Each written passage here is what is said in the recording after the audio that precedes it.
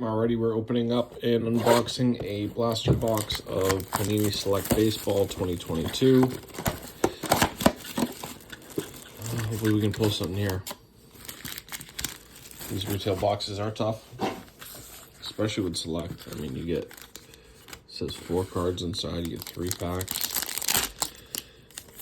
Very hard to find anything in retail. All right, David Fletcher, and first pack we got some type of a hit. It is a Jackson Merrill. What is this going to be? It's an auto. Wow. Youth Explosion. Nice. Just as I was saying, you really can't pull anything, and we did.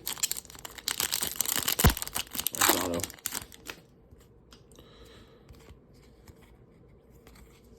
Luis Robert. Last pack.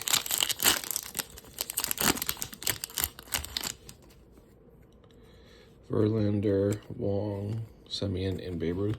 That's going to do it. Thanks for watching.